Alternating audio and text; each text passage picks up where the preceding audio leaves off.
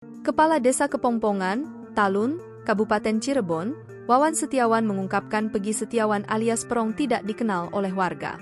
Menurut Wawan, pelaku kasus dugaan pemerkosaan disertai pembunuhan terhadap Vina dan Eki itu tidak pernah hidup di Desa Kepongpongan.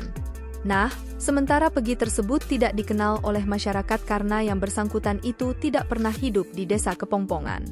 Jadi, di luar khususnya di kota, ujar Wawan. Wawan menyebut Pegi sudah lama tidak hidup di Desa Kepongpongan. Ia pun mengaku bingung ketika polisi memburu Pegi lantaran terdapat 5 orang warganya yang bernama Pegi. Terlebih, tidak ada foto saat polisi mengumumkan Pegi berstatus buron.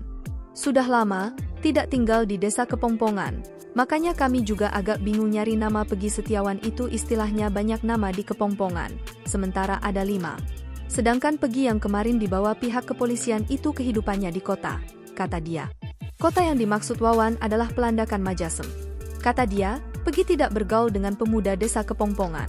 Kotanya itu biasanya di Pelandakan Majasem, jadi tidak bergaul dengan pemuda Kepongpongan. Kalau mainnya di sekitar SMP 11 atau Pelandakan karena orang tuanya juga tempat tinggalnya ke situ, tutur dia. Sementara itu, Nur, warga Desa Kepongpongan, mengaku tidak pernah melihat Pegi. Namun, ia mengatakan mengenal keluarga Pegi yang sering berjualan kerupuk. Polda Jabar beberapa waktu lalu berhasil menangkap Pegi Setiawan alias Perong yang merupakan buron dalam kasus pemerkosaan dan pembunuhan Vina dan kerabatnya Eki. Pegi berhasil melarikan diri sekitar 8 tahun. Pegi menjadi tersangka dengan peran diduga menjadi otak dalam kasus tersebut.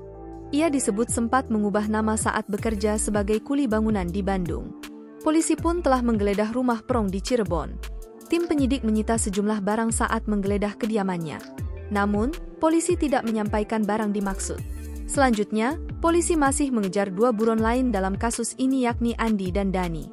Download Tribun X sekarang, menghadirkan lokal menjadi Indonesia.